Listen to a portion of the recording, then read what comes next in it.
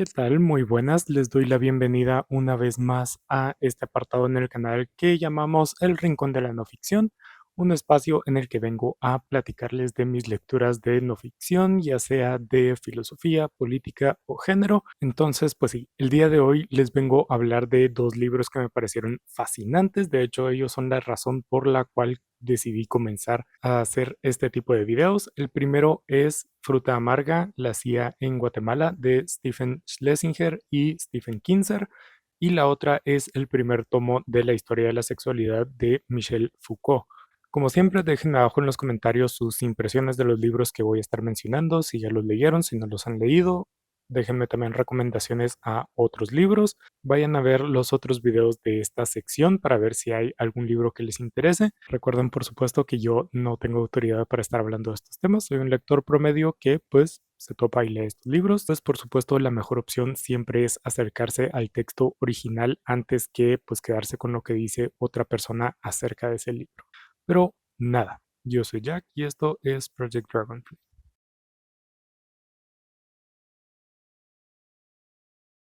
Voy a aprovechar a hablar de los libros de no ficción que leí el mes pasado. El primero es Fruta Amarga, la CIA en Guatemala, de Stephen Schlesinger y Stephen Kinzer, que es un ensayo político histórico sobre el rol de la CIA en Guatemala, principalmente en la época de la Operación Éxito, la Operación PB Success, en 1954, que se dio el golpe de estado al presidente Jacobo Arbenz Guzmán por la CIA, pero con la fachada o la imagen del general Carlos Castillo Armas. Este libro toma desde los inicios de la revolución de octubre, que comienza con la revolución, las primeras elecciones democráticas, la victoria de Juan José Arévalo, las primeras reformas o las grandes reformas que pasaron durante su gobierno, las próximas elecciones, la victoria de Jacobo Arbenz Guzmán.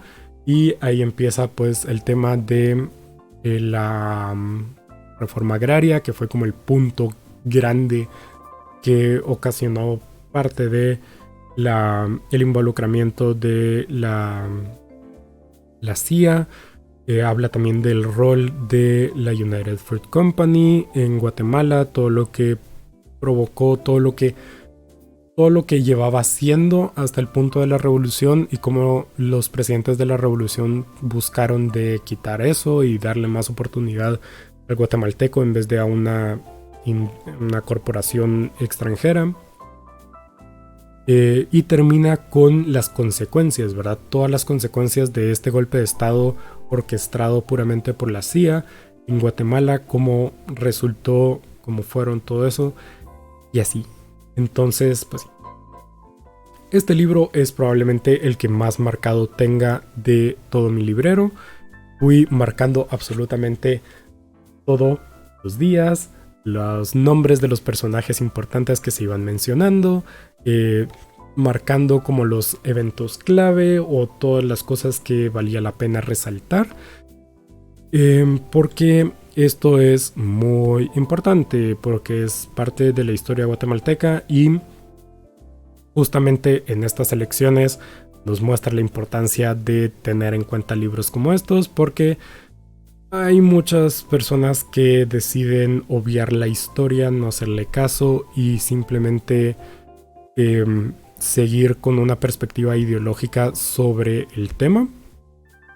Y menciono lo de las elecciones actuales porque voy a mencionarlo más adelante. Pero bueno, ya adentrándonos a este libro. Pues como dije, comienza con la elección del presidente Juan José Arévalo.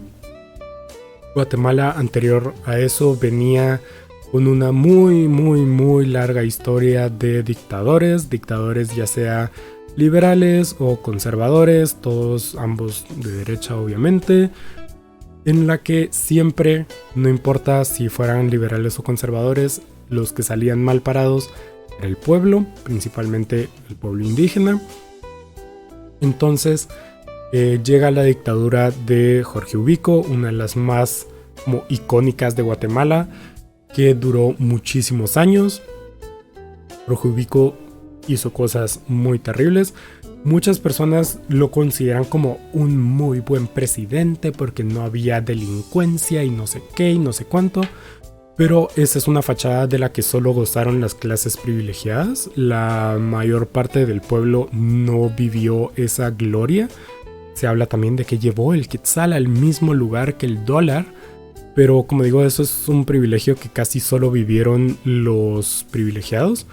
Las clases populares no lo vivieron. De hecho, en tiempos de Ubico básicamente se vivió o muchas personas vivieron básicamente en esclavitud, ya sea por sus leyes de la vagancia, que básicamente obligaban a las personas a trabajar en fincas privadas por nada de dinero, o incluso en otra vez el tema de las fincas, estaba todavía el tema de las monedas de finca, las fichas de finca, que eran divisas no oficiales que simplemente se podían usar dentro de las tiendas de la misma empresa donde ellos trabajaban, que básicamente funcionaba como un sistema de control feudal básicamente, y todo eso.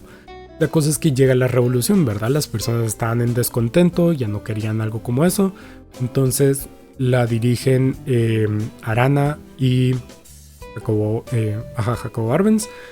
Dirigen la revolución. Es una revolución muy simple, no hubo básicamente problema.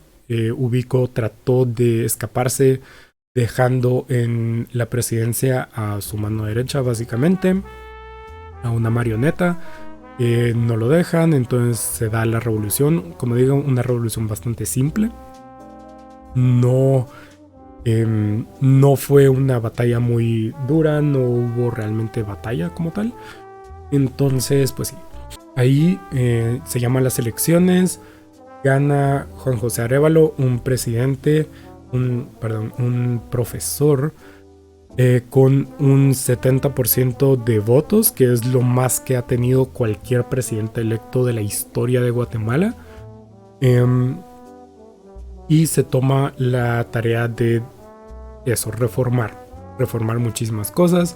Juan José Arévalo se puede decir que ha sido el mejor presidente de Guatemala, ha puesto política que dura todavía a la actualidad, y eso que ha pasado muchos golpes de estado, un cambio ideológico muy grande, y aún así sus políticas han sobrevivido. Entre esas entra el Instituto Guatemalteco de Seguridad Social, que es un hospital semi-privado, semi-público, como se quiera ver, que lo puso él. El salario mínimo, ¿cómo se llama esto? El código de trabajo, un montón de cosas que ayudaba a la clase trabajadora a tener un poco más de poder, ¿verdad? Un poco más de poder para sobrevivir. ¿Qué pasa? Pues que a la gente popular le gustó muchísimo, a las clases altas, a la UFCO, a todas estas personas con mucho poder, no, porque obviamente les daba poder a las personas, haciendo que pues, los márgenes de las ganancias se vieran lastimados. Porque si no se puede tener a las personas en condición de esclavitud, sino que tienen que ser como seres humanos, pues los valores, las ganancias van a bajar un poquito. Ahí comenzó las acciones anticomunistas de la CIA y de los Estados Unidos. Obviamente estamos contextualizados en la plena Guerra Fría, el macartismo ya está en vigencia. Creo que todavía no, pero ya va a estar.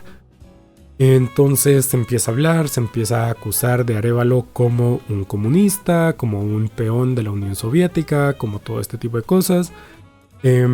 Cosa que no es cierto, y menciono las elecciones actuales. Guatemala tuvo sus elecciones populares el 25 de junio. En ellas participó Bernardo Arévalo, hijo de Juan José Arévalo, y quedó en segundo lugar. Eso lo pone en posición para la segunda vuelta, que es como la final, que van a ser el 20 de agosto. Ojalá.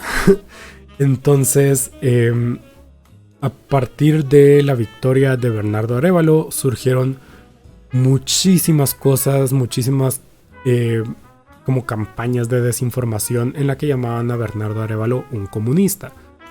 No solo a él, sino que diciendo es hijo de Arévalo, de Juan José Arévalo que era un comunista. Por eso digo yo la importancia de este libro, porque en ese libro se deja muy claro que no, que Juan José Arévalo no era comunista. Era lo que él denominaba socialista espiritual, que en términos prácticos es socialdemócrata, es lo que hay en todo el primer mundo excepto los Estados Unidos. Es capitalismo con simplemente un estado de bienestar bastante sólido, es decir, usualmente medicina gratis, educación gratis, salud, ya lo dije, transporte gratis, las cosas básicas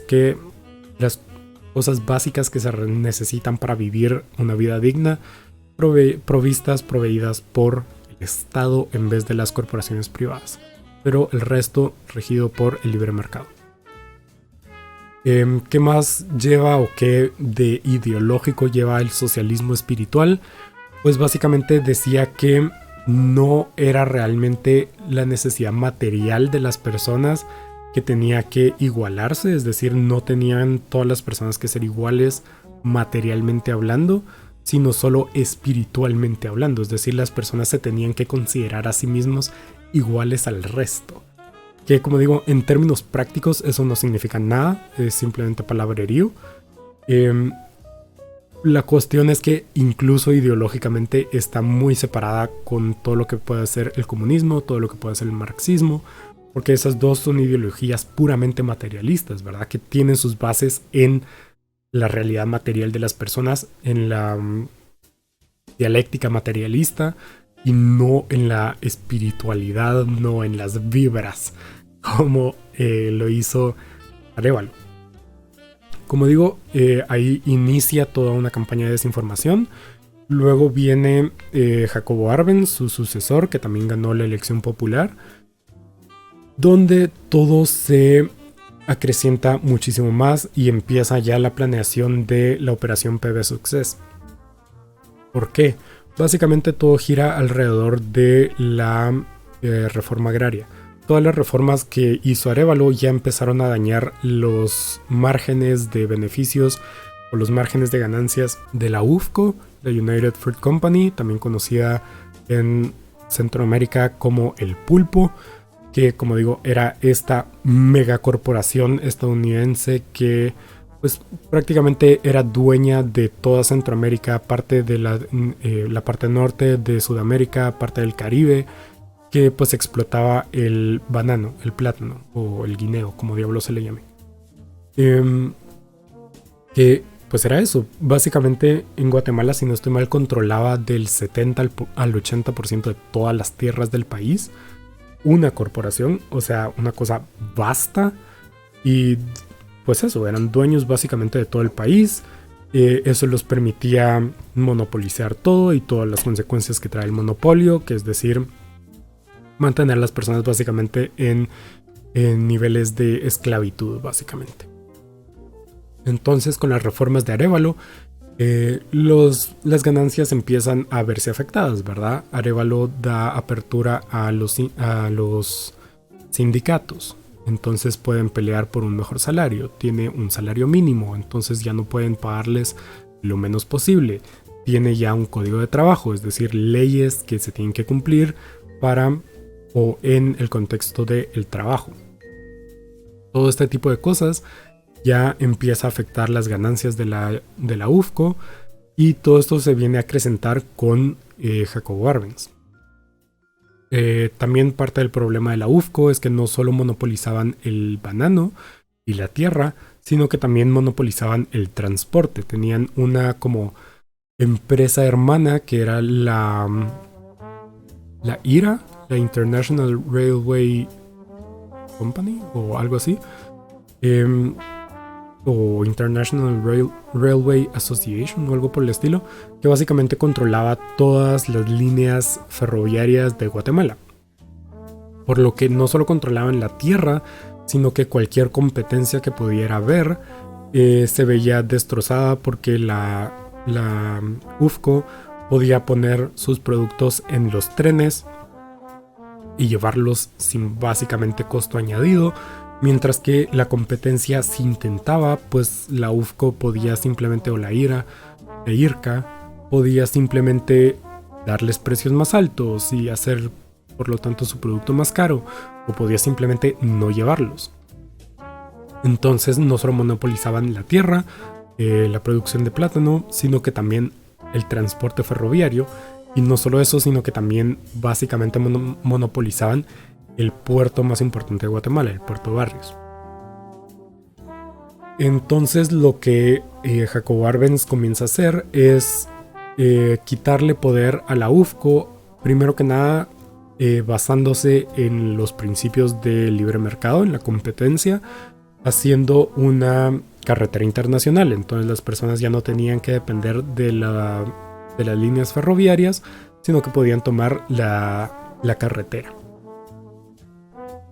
Buscaron también otro puerto, crear otro puerto para tener otra posibilidad. Entonces todo eso no le gustaba a la UFCO, y obviamente iba a seguir dañando sus ganancias.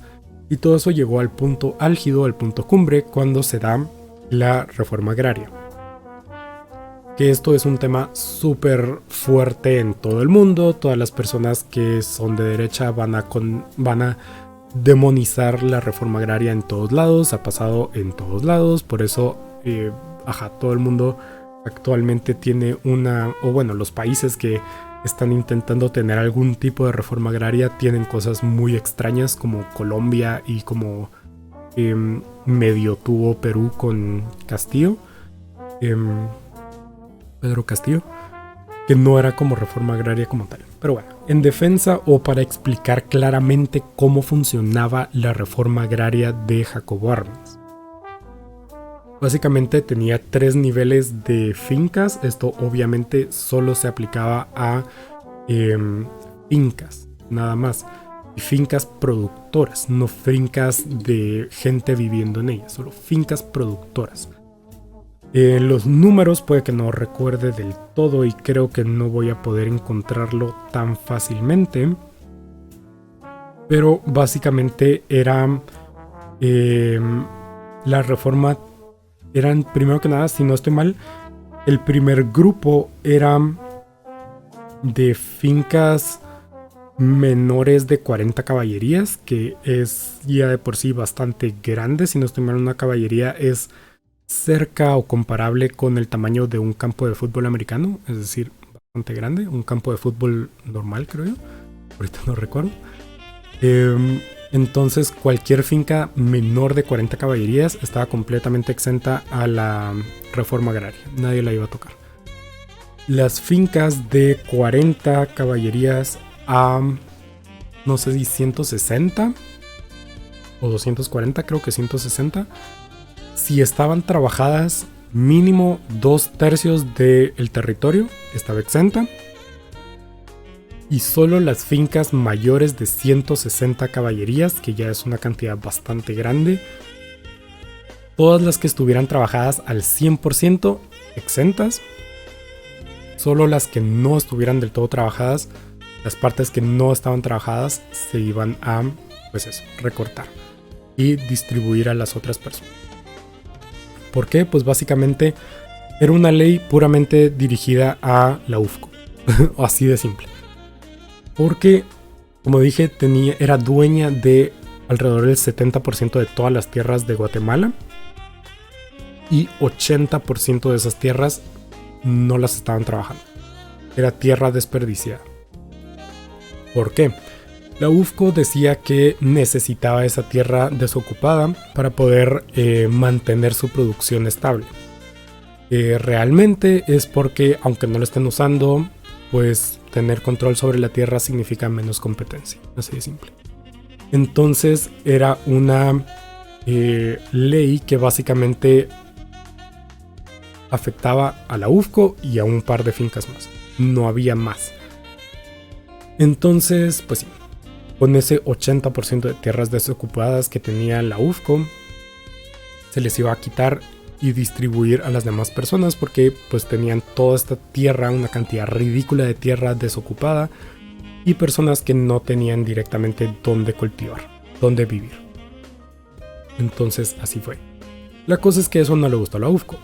Y no le gustó a la UFCO, que tenía contactos en la CIA y en el Congreso de Estados Unidos y en el gobierno de los Estados Unidos.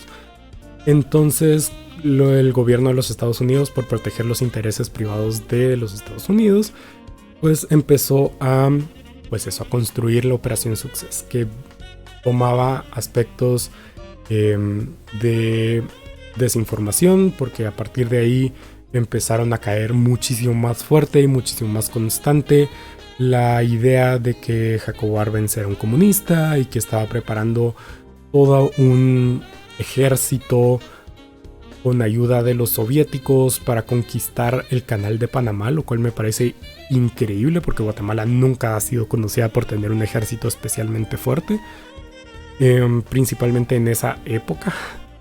Entonces, eso, y que los comunistas habían tomado control del gobierno y que todo este tipo de cosas, todo que era básicamente mentira. ¿Habían comunistas en el gobierno? Sí, porque así funciona una democracia, ¿verdad? O sea, eran personas que pertenecían a un partido político que tomaron una posición en el gobierno por decisión democrática.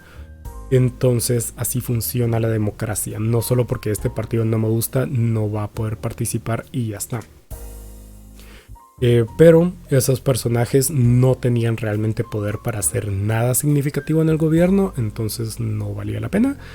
Guatemala nunca tuvo relaciones con la Unión Soviética, por lo que todo eso era simplemente mentira. Nace también, o sea, la campaña de desinformación fue increíble, o sea, fue masiva, o sea, es literalmente una campaña que se enseña en facultades de publicidad, porque fue una cosa masiva, primero que nada para que la UFCO llegara a tener el poder que tuviera, y segundo para girar la perspectiva pública del resto del mundo a pensar que la UFCO era realmente un elemento positivo, un agente positivo dentro de Guatemala, y que estos comunistas estaban tratando de sacarla, cuando para nada.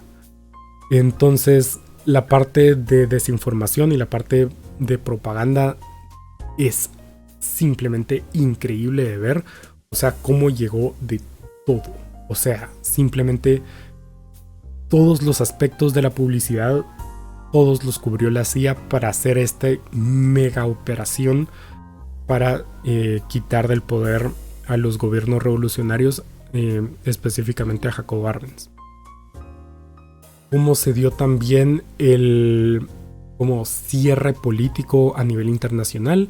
Guatemala, obviamente, cuando empezó a sentir que estaba en peligro, fue a Naciones Unidas para hacer el llamado de que estaban atentando contra su soberanía. Estados Unidos logró hacer que en Naciones Unidas no se tocara el tema, sino que se llevara hacia la Organización de Estados Americanos, la OEA, que estaba completamente manejada y dirigida por los Estados Unidos. Obviamente en esa época estaban muchas dictaduras proestadounidenses alrededor de Centroamérica y el Caribe, como Trujillo en República Dominicana, como Somoza, como varias más. Entonces Guatemala estaba básicamente entre enemigos. O sea, creo que el único país cercano que era más o menos abierto a Guatemala era México, pero aparte de eso, solo enemigos. Entonces Estados Unidos logró llevar el problema de Guatemala de Naciones Unidas, donde debería haberse tratado, a la OEA. La OEA completamente dominada por ellos. O sea, fue algo completo. Y buscaban puramente una excusa para invadir Guatemala, ya sea una invasión por parte de los aliados estadounidenses. Estados Unidos vio la posibilidad de hacerlo propiamente, pero se veía mal, principalmente porque habían llevado ya a cabo un par de invasiones que fueron mal vistas por todo el mundo. Creo que esto fue después de Vietnam, no estoy del todo seguro, pero creo que fue después de Vietnam. Entonces ya tenían las personas como... ¿Fue después de Vietnam? No recuerdo cuándo fue Vietnam. A ver. Guerra de Vietnam. ¿Cuándo fue Vietnam? Porque creo que fue después de Vietnam. Fue justo al final de Vietnam. No, justo al inicio.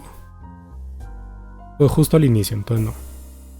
La cosa es que hubo una guerra. Hubo una invasión de Estados Unidos antes de esta. Entonces tenían mala... O sea, ya tenían el ojo público sobre ellos y denunciándolos de lo que estaban haciendo estaba mal. Entonces, aunque tenían la estrategia para ellos intervenir directamente, buscaron no hacerlo. Entonces, excusa para que otros gobiernos centroamericanos nos invadieran, o el que pasó, que fue ahora una contrarrevolución. Usar un títere, básicamente, para orquestar esto, para usarlo como imagen de que, no, es el pueblo de Guatemala el que está descontento con la política de sus presidentes. Cuando no es cierto. De ahí también todo el aspecto de la guerra psicológica fue súper grande. Cómo se dio todo esto de la radio libre.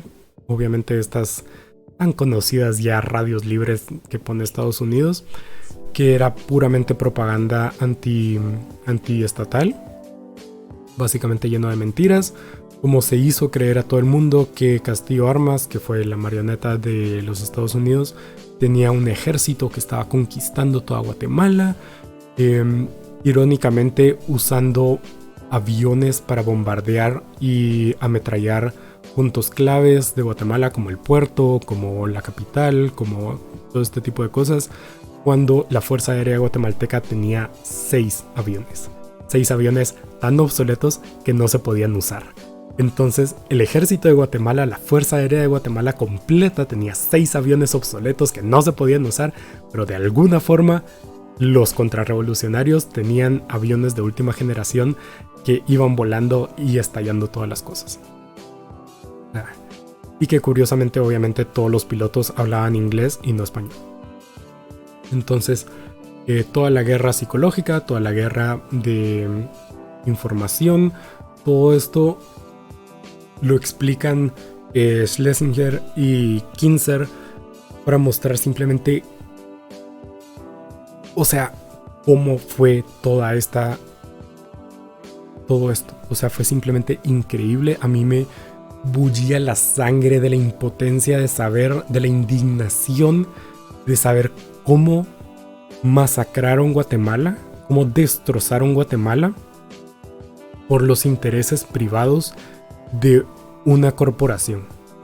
Así de simple, me pareció indignante. No solo eso, sino que llega al final a las consecuencias, ¿verdad? Primero que nada, al rato, creo que al año de que se diera la contrarrevolución, el mismo gobierno de los Estados Unidos dictó que la UFCO rompía la ley de antimonopolios. Entonces fue así como, sacrificamos todo un país por una empresa que ni siquiera cumplía las leyes de los Estados Unidos. Me parece, o sea, cuando leí eso, tuve que dejar el libro y fue así como, todo para nada. O sea, destruyeron el país para seguir explotándolo, solo para que al año siguiente dijeran, no, ustedes rompen las leyes antimonopolio. Yo me quedé como, los mismos políticos estadounidenses que vieron con buenos ojos esta invasión, porque esta invasión pasó por todos lados, pasó por la CIA, pasó por el Congreso, pasó por el Ejecutivo. Todas estas personas estaban al corriente.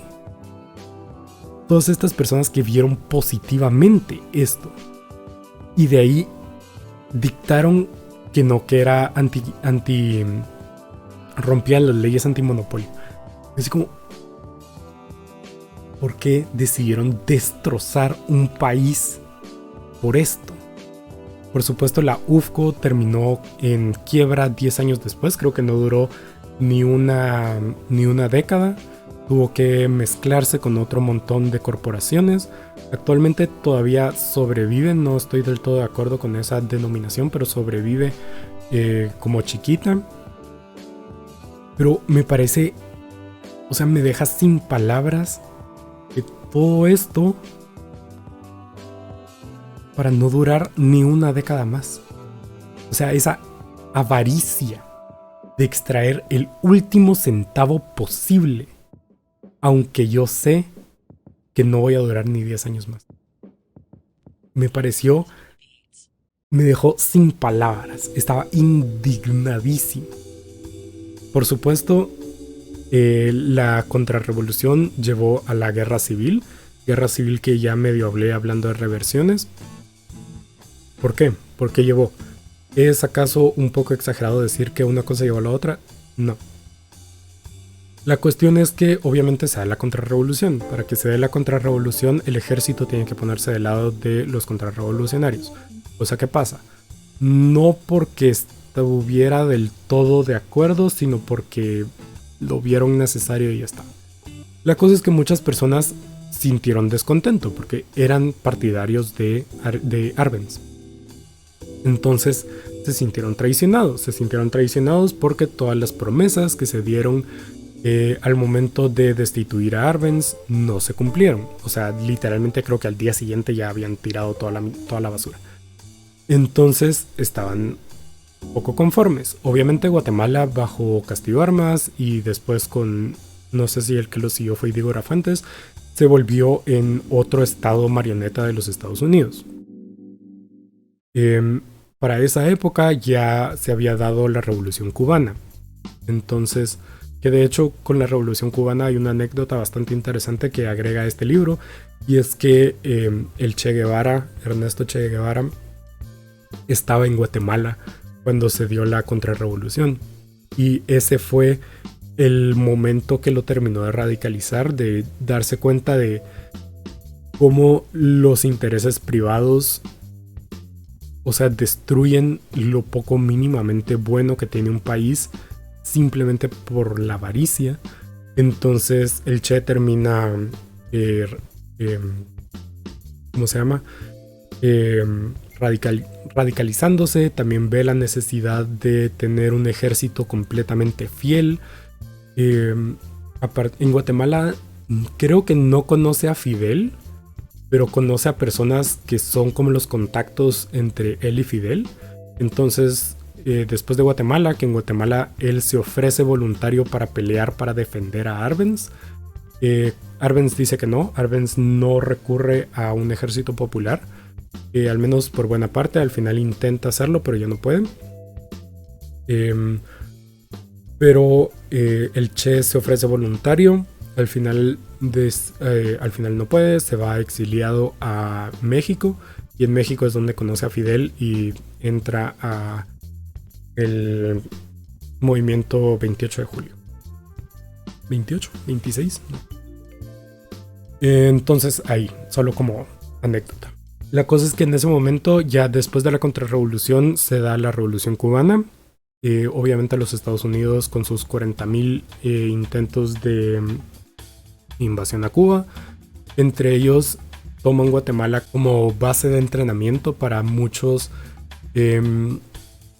exiliados cubanos y muchos estadounidenses, muchos mercenarios. La invasión de Guatemala también se dio mucho con mercenarios, no con gente realmente interesada en la soberanía de Guatemala. Pero se usa Guatemala después de la contrarrevolución para estos ejercicios militares con exiliados cubanos y mercenarios estadounidenses, cosa que deja muy descontento a otra parte del ejército guatemalteco, ¿verdad? Que por motivos muy extraños es así como una parte era, güey, estamos nosotros aquí, ¿por qué no nos enseñan a nosotros y nosotros hacemos la invasión? Y por otra parte las personas de ¿por qué diablos nos involucran a nosotros? Porque varias de las invasiones o intentos de invasión de Estados Unidos contra Cuba salieron de los puertos de Guatemala. Entonces muchos soldados vieron así como ¿por qué nos están involucrando a problemas que no tienen nada que ver con nosotros? Entonces, con todo ese descontento, parte del ejército no se exilia, ¿cuál es la palabra? Deserta. Deserta. Y con esos grupos se forman las guerrillas. Perdón, las palabras se me están yendo. Se forman las primeras guerrillas. Y ahí empieza lo que llegó a ser la guerra civil, ¿verdad? Casi 40 años de cruel guerra, de masacres, de genocidio, de un montón de cosas que nos llevan a la Guatemala que tenemos ahora, que es una Guatemala pobre, una Guatemala muy dividida, con muchísima discriminación, con muchísima desigualdad. Y pues sí, todo eso entra dentro del último capítulo del libro, que es eso, las consecuencias. También nos habla de lo que fue la vida de Juan José Arévalo, de Jacobo Arbenz, de todas estas personas que tuvieron que ver con la presidencia, con el golpe de estado y todo esto, como los años después. Es un muy buen final porque pone todo en contexto y duele y todo esto, pero pues sí. Me parece un libro muy, muy, muy, muy importante porque esto no ha pasado únicamente en Guatemala. Mismo hablé de Vietnam y hablé de Cuba. Mismas cosas o cosas similares pasaron en ambos países. Muchas cosas pasaron en Bolivia, en Chile, en Argentina, pasaron en El Salvador, en Nicaragua, pasaron en otras partes del mundo, Camboya, Granada, en la que gobiernos a veces socialistas, a veces simplemente progresistas, a veces simplemente con algún mínimo de intención de mejorar la calidad de vida de las personas, atentaron en contra de los intereses privados de los Estados Unidos y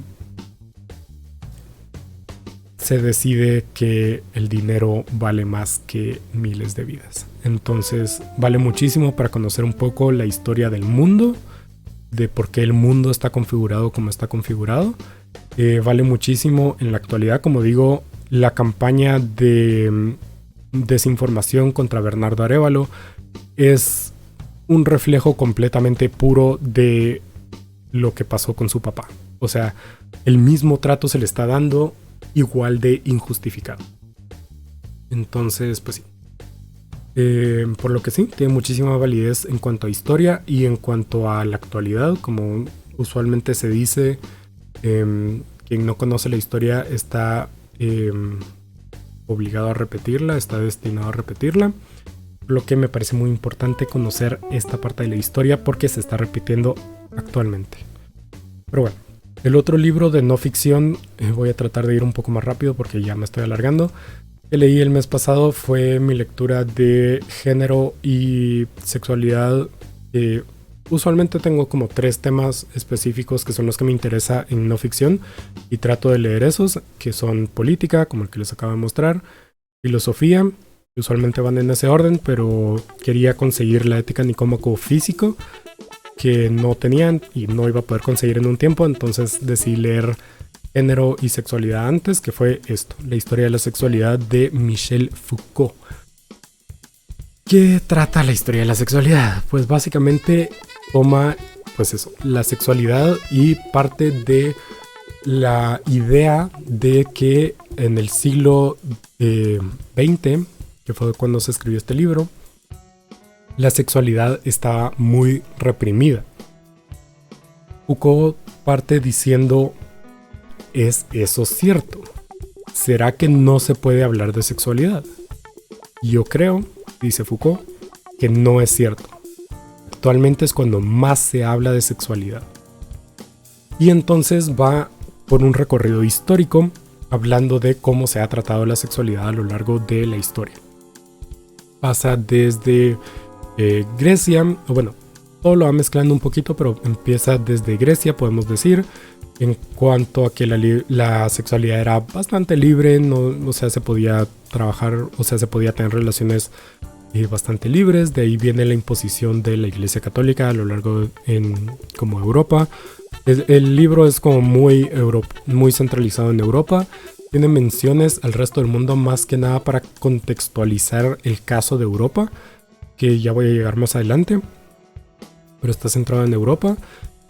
Y empieza con el cristianismo. Obviamente en la Edad Media la sexualidad fue bastante censurada, pero ahí va una cosa muy importante. Cuando se empieza a centrar más o cuando empieza o donde está el mayor peso de este libro es con el siglo XVII, el inicio del capitalismo, hasta el siglo XX. ¿Por qué al inicio del capitalismo? Porque esto se amarra con una de las ideas más conocidas de Foucault, que es la biopolítica. Foucault dice que con el nacimiento del capitalismo el poder tiene que tomar una forma diferente. En la Edad Media dice que los reyes tenían el poder de matar, pero dejaban vivir. Es decir, el castigo era la muerte, y cuando alguien hacía algo que no beneficiaba al rey, al monarca, se le mataba o se le mandaba a la guerra, que era lo mismo. Pero que en general la vida se dejaba vivir, o sea, las personas podían vivir prácticamente como quisieran, pero si hacían algo fuera de la norma, los mataban. En cambio, dice Foucault, con las ideas del liberalismo eso ya no es compatible, porque se habla de libertad. Entonces el poder tiene que buscar una forma diferente de imponerse a las demás personas, y ahí es donde entra lo que Foucault llama biopolítica, que es hacer vivir y dejar morir. Es decir, te puedes morir como se te dé la gana, pero te van a forzar a vivir de una forma. Todo esto se hace alrededor de los temas de controlar lo que se habla de esos temas, y así es como se va formando las ideas.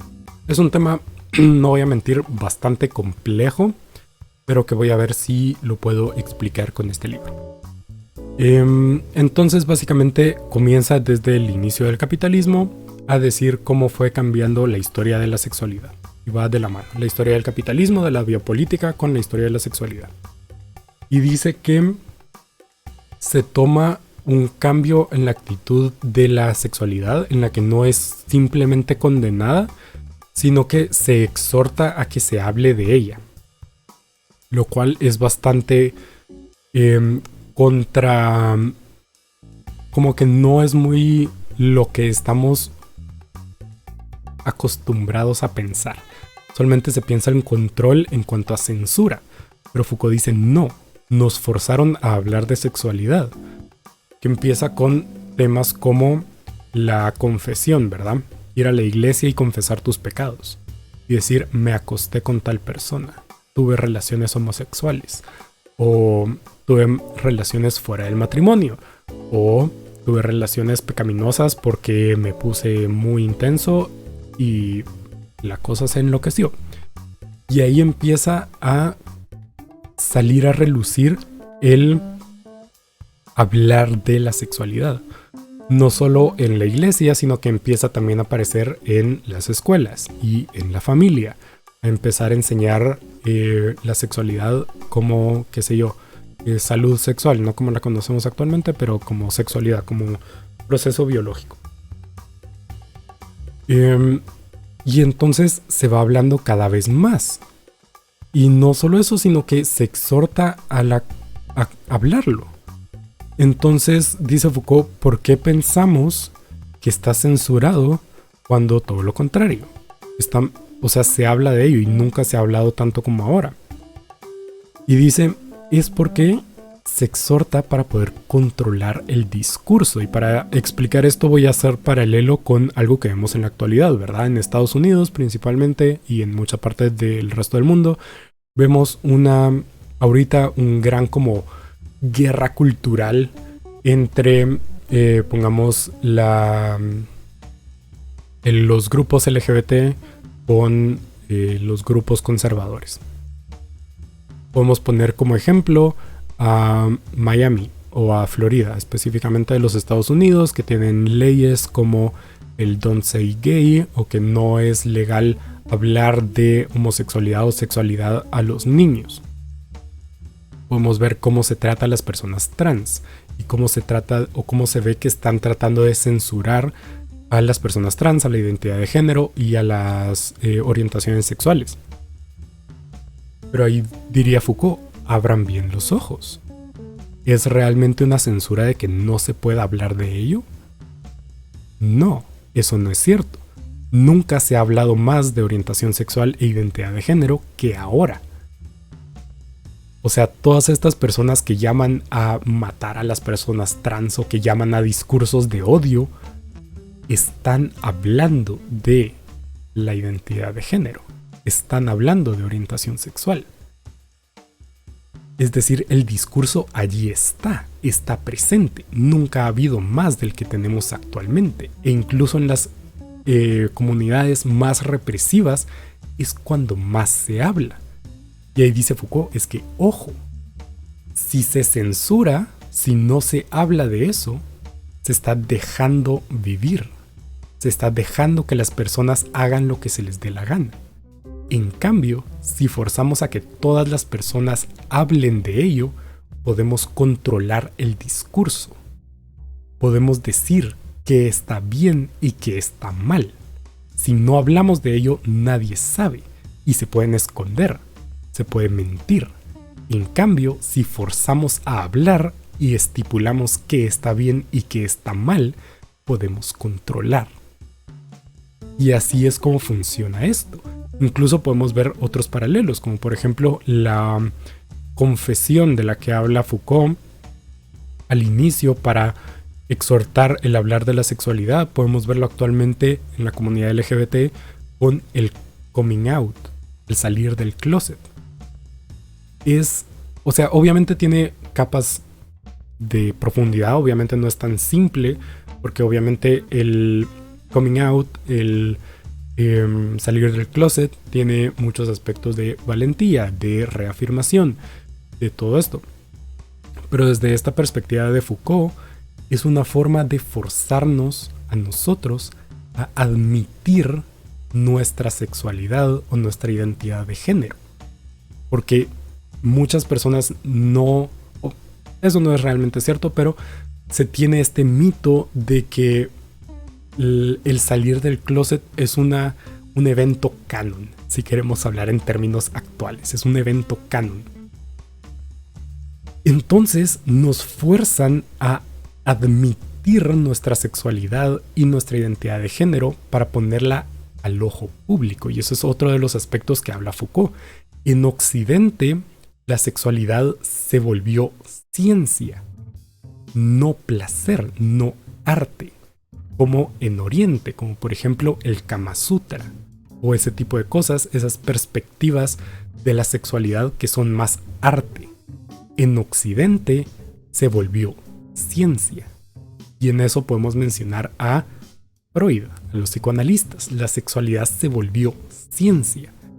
Y entonces por eso se exhorta que salga al ojo público, porque es una muestra a analizar. Y aquí podemos ver otras cosas. Por ejemplo, toda esta narrativa de odio de que las personas homosexuales son pedófilos o son groomers o son este tipo de cosas.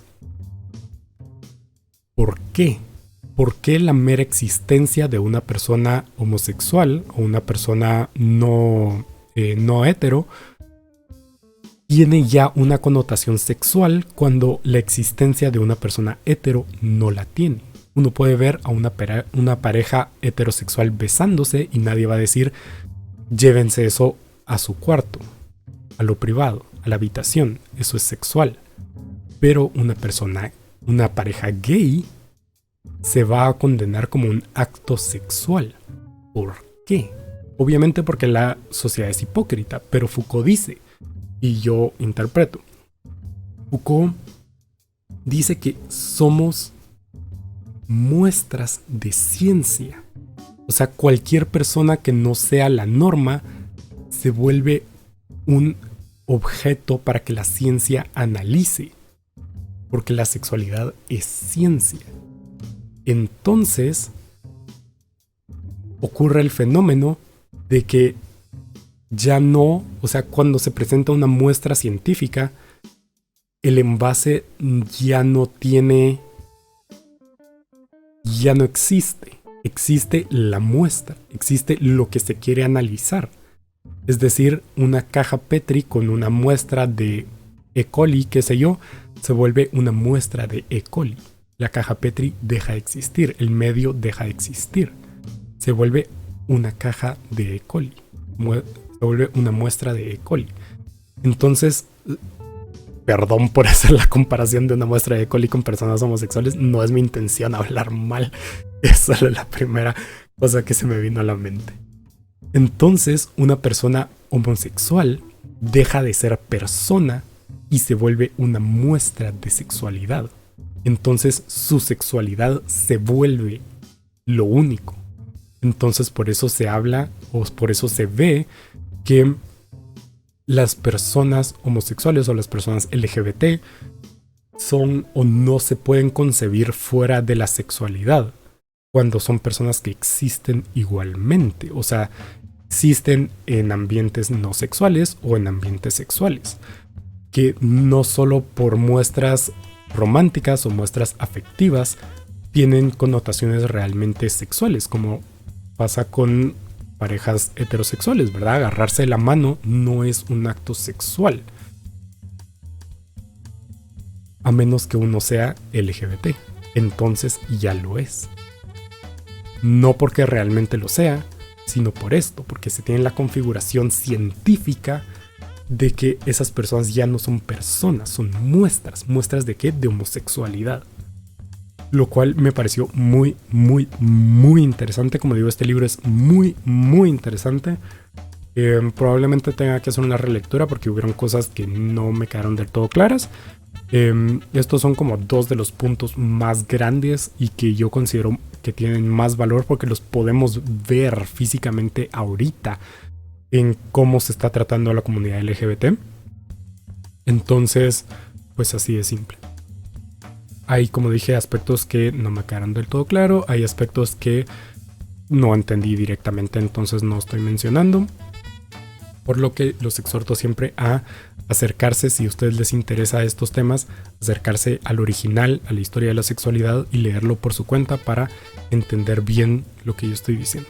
Pero este libro me pareció maravilloso para entender todo esto.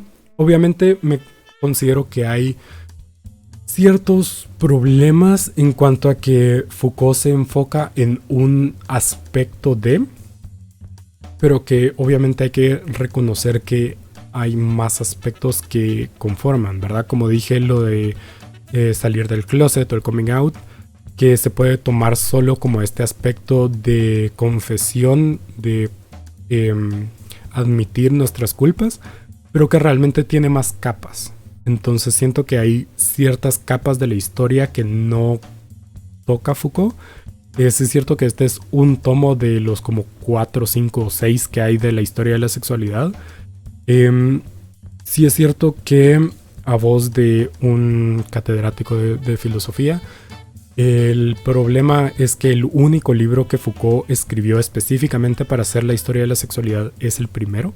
El resto son simplemente textos que se fueron recopilando después de su muerte y que se fueron lanzando como historia de la sexualidad 2, 3, 4. Entonces, pues sí, no sé si voy a seguir leyendo los otros, probablemente sí en algún momento, pero ahorita me quería centrar en este y me pareció maravilloso. Como digo, no solo toca todos estos temas, sino que toca las bases del pensamiento de Foucault, ¿verdad? La biopolítica. Entonces ahí está. Muy interesante. Léanlo si tienen la oportunidad. Vale muchísimo, muchísimo la pena. Y ya, pero bueno. Nada. Hasta la siguiente. Les deseo muy buenas lecturas. Un muy buen segunda mitad de año. Una muy buena segunda mitad de año. Pero nada. Hasta la siguiente.